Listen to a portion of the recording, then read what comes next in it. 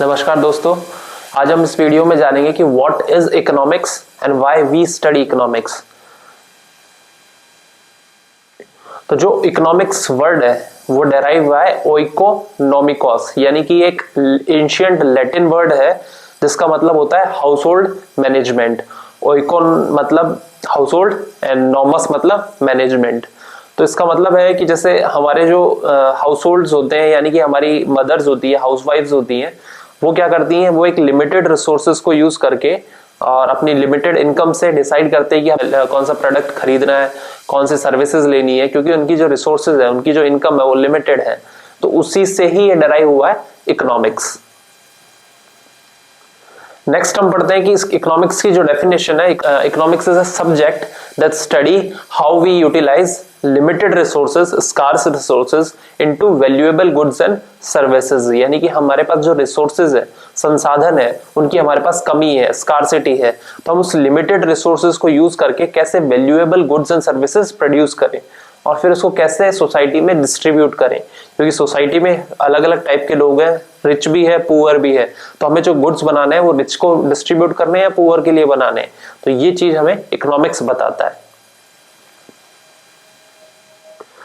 फिर नेक्स्ट हम देखते हैं कि जो सर्टेन कंट्रीज है, जैसे नॉर्थ अमेरिका हो गया, यूरोपियन कंट्रीज है, ये काफी रिच है, इनका जो स्टैंडर्ड ऑफ लिविंग है काफी हाई है। क्यों? क्योंकि इनकी पर कैपिटा इनकम, यानी कि पर इनकम अर्न्ड बाय पर पर्सन काफी हाई है, तो इनका स्टैंडर्ड ऑफ लिविंग भी काफी हाई है।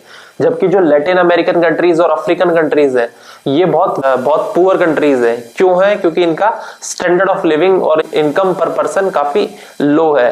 तो ऐसा क्यों है? जो अफ्रीकन कंट्रीज है वो काफी रिच है रिसोर्सेज में, इनके पास लैंड भी अबंडेंस में है, इनके पास मिनरल, कोल, ऑयल अबंडेंस में है, इनके पास इवन डायमंड, कॉपर सब अबंडेंस में है, पर फिर भी ये पुअर है। जबकि जो जैसे हम जापान देखेंगे, जापान के पास वेरी फ्यू रिसोर्सेज है, जबकि इनका जो लैंड है वो काफी छोटा है, पर फिर भी वो वर्ल्ड की 4th लार्जेस्ट इकोनॉमी है। तो ऐसा क्यों है? वहीं हम देखेंगे कि जो इंडिया है, इंडिया की जो जीडीपी है वो सिर्फ 3.9 ट्रिलियन डॉलर्स है, जबकि जो यूएस है उसकी जीडीपी 29 ट्रिलियन डॉलर्स है। जबकि इंडिया की जो पॉपुलेशन है वो 140 करोड़ है और जो यूएस की पॉपुलेशन है वो सिर्फ 33 करोड़ है। होते हुए भी वो 29 ट्रिलियन डॉलर्स का प्रोडक्शन कर रहे हैं, जबकि इंडिया कितना प्रोडक्शन कर रहा है? सिर्फ 3.9 ट्रिलियन डॉलर्स का, जबकि हमारे पास उसके 4 गुना ज्यादा पॉपुलेशन है। वहीं हम अगर चाइना का एग्जांपल देखें तो चाइना की जो और हमारी पॉपुलेशन है वो ऑलमोस्ट इक्वल है, 140 करोड़, जबकि चाइना का जो जीडीपी है वो कितना है? वो 19 ट्रिलियन डॉलर्स और जो इंडिया का है वो 3.9 ट्रिलियन डॉलर्स। जबकि जो चाइना का पर कैपिटा इनकम है 13,000 डॉलर्स, जबकि इंडिया का जो पर कैपिटा इनकम है वो सिर्फ 2,700 डॉलर्स है। और जबकि यूएस का जो पर कैपिटा इनकम है वो है 85,000 डॉलर्स, यानी कि वहां पे पर पर्सन कितनी इनकम अर्न कर रहा है। तो ये चीज हमें क्या बता रहा है? ये चीज हमें बता रहा है कि वहां की जो गवर्नमेंट है, वहां के जो इंडिविजुअल्स हैं और वहां के जो इकोनॉमिक एजेंट्स हैं, उन्होंने इन रिसोर्सेज को इफिशिएंटली यूटिलाइज किया है।